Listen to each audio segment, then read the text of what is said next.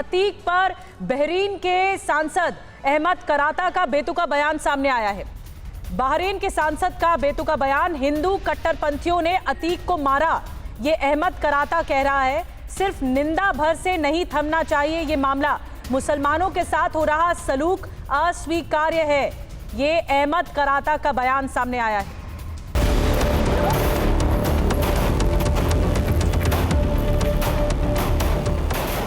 अतीक अहमद को लेकर दो इस्लामिक देश इस कद्र बेचैन हो रहे हैं जैसे अतीक अहमद पाकिस्तान के भाईजान हो और बहरीन की जान। पाकिस्तान तो भारत के खिलाफ नफरती मंसूबे पाले रहता है, लेकिन बहरीन से भारत के अच्छे रिश्ते हैं। बावजूद इसके बहरीन की संसद में अतीक हत्याकांड का मामला उठाया जाता है और उसके बहाने भारत की गंगा जमनी तहजीब पर ही सवाल उठा दिए जाते हैं। बहरीन के सांसद अहमद कराता को सुनिए, कैसे वो भारत के खिलाफ पाकिस्तान जैसे सुर निकाल रहे हैं।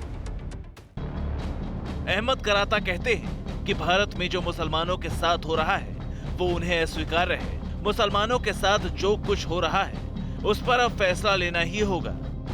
अहमद कराता ने ये बात भारत के तमाम मुसलमानों को लेकर कही, जबकि भारत का मुसलमान भी अहमद कराता की बात से इत्तेफाक नहीं रखता। एक तरफ बहरीन की संसद में भारत से अच्छे रिश्ते की बात कही जाती है, दूसरी तरफ भारत के मुसलमानों को भड़काने का बयान दिया जाता है। हालांकि पाकिस्तान हो या बहरीन, उन्हें कोई हक नहीं बनता कि वो भारत के अंदरूनी मामले में दखल दे, लेकिन सिर्फ मुस्लिम ब्रदरहुड के नाम पर बहरीन जिस कट्टरपंथ को हवा देने की कोशिश कर रहा है उसे भारत में रहने वाला हर शख्स अस्वीकार करता है, जिसमें भारत का मुसलमान भी शामिल है। फिर चाहे अहमद कराता संसद में अतीक के लिए विलाप करे या फिर भारतीय राजदूत को बुलाकर निंदा पत्र सौंपे। अतीक प्रेम में अंधे हो चुके पाकिस्तान की हकीकत तो सबको पता है कि वो कैसे आतंक को पालता पोसता है और कैसे भारत के खिलाफ साजिशें रचता है, जबकि वो अपने ही देश में अल्पसंख्यकों पर अत्याचार करता है। न सिर्फ गैर मुसलमानों बल्कि शिया मुसलमानों पर भी, अहमदिया मुसलमानों पर भी और मुहाजिरों पर भी खूब जुल्म ढाता है। लेकिन बहरीन को पाकिस्तान में अल्पसंख्यकों पर जुल्म नहीं दिखता। बहरीन को पाकिस्तान में मुहाजिर मुसलमानों पर जुल्म नहीं दिखता। बहरीन को ईरान में मुस्लिम महिलाओं पर जुल्म नहीं दिखता। बहरीन को अफगानिस्तान में मुस्लिम महिलाओं पर जुल्म नहीं दिखता। अगर बहरीन इस्लामिक मुल्कों में मुसलमानों पर जुल्म की तस्वीरों को अनदेखा कर रहा है तो साफ है कि वो जानबूझकर भारत के खिलाफ नफरती एजेंडा चला रहा है, बिल्कुल पाकिस्तान की तरह। ऐसे में भारत इसे बिल्कुल भी बर्दाश्त नहीं करेगा और पाकिस्तान की तरह बहरीन को भी करारा जवाब मिलेगा। Bureau report, TVN Bharatvarsh. अब सवाल है कि आखिर बहरीन के सांसद अतीक अहमद से, माफिया अतीक से इतनी हमदर्दी क्यों जता रहे हैं? वह उनके भाषण में बार बार, गौर कीजिएगा, मुसलमानों का जिक्र किया गया है, लेकिन सच तो यह है कि यह मुस्लिम राग बिल्कुल झूठा है। और ऐसा हम क्यों कह रहे हैं, कुछ सवालों के जरिए आपको बताते हैं जिनका जवाब अहमद कराता को जरूर देना चाहिए। ये देखिए क्यों हम कह रहे हैं। ये अहमदिया मुस्लिमों पर जुल्म नहीं दिखता है पाकिस्तान में अहमद कराता साहब को। अब और आइए, चीन में उइगर मुसलमानों पर जुल्म ढाए जाते हैं, उस पर चुप्पी है कराता साहब, उनकी चुप्पी खामोशी समझी जा सकती है। ईरान में मुस्लिम महिलाओं के टॉर्चर पर खामोशी क्यों है कराता साहब, क्यों नहीं बोलते उस पर आप? अब और आइए, अफगानिस्तान, मुस्लिम महिलाओं की जिंदगी कैद में सन्नाटा क्यों है इस पर, क्यों कुछ नहीं जुबान खोलते, क्यों कुछ नहीं बोलते?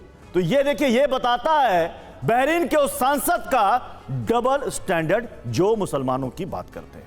हमारे साथ विपिन और पुनीत दोनों बने हुए हैं। विपिन, सवाल यहां पर यह है, विपिन सवाल यहां पर यह है कि अतीक अहमद को लेकर बहरीन से लेकर पाकिस्तान, अलकायदा, सबके पेट में मरोड़ा दर्द क्यों हो रहा है? क्या कोई एक ग्लोबल एजेंडा कोई बना रहा है मुस्लिमों को लेकर, हिंदुस्तान को बदनाम करने के लिए?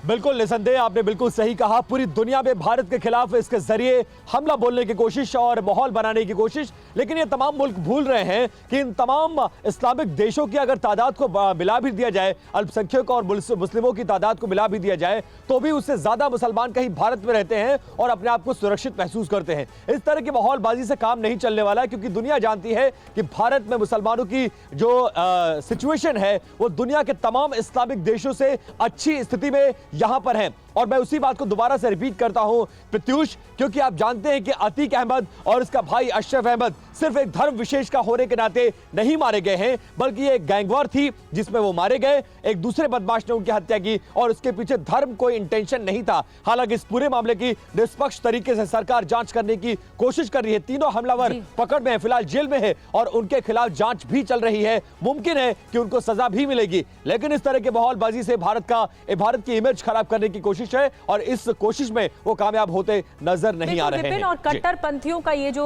गैंग है वो सक्रिय होता भी दिख रहा है, भारत को बदनाम करने की कोशिश हो रही है।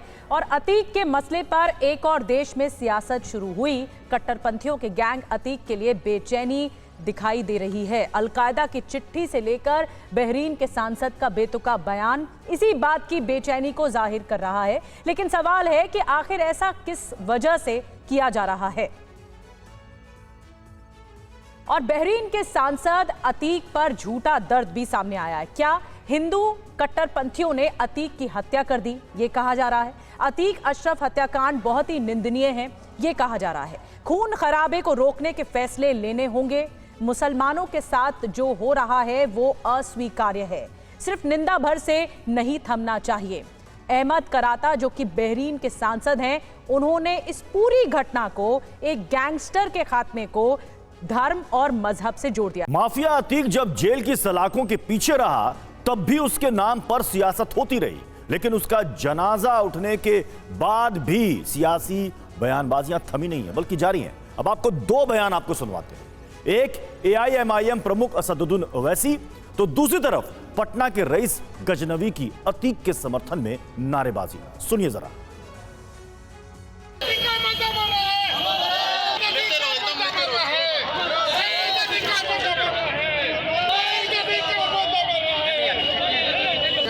हमने दुआ किया, या अल्लाह अतीक अहमद की शहादत को कबूल फरमा। पूरी तरह से प्लान्ड वे में मारा गया। योगी सरकार ने उनको प्लान्ड वे में मरवाया। इसमें कोर्ट, मीडिया, सरकार और पुलिस सबका हाथ है उसको मरवाने। शहीद हुआ वो रोजा के दिन में, उसको अपराधियों के जरिए सरकार और पुलिस ने मरवाया। वो शहीद है। उत्तर प्रदेश के चीफ मिनिस्टर से पूछ रहे हैं, आपको खत मिल गया होगा जिसमें करने वाले ने लिख कर दिया कि मैं उत्तर प्रदेश के मुख्यमंत्री को और सुप्रीम कोर्ट के CBI को खत भिजा दूंगा अगर मैं मर जाऊंगा। तो कौन वो आदमी है जो मेरी मौत का सबब बना? आप बताओ।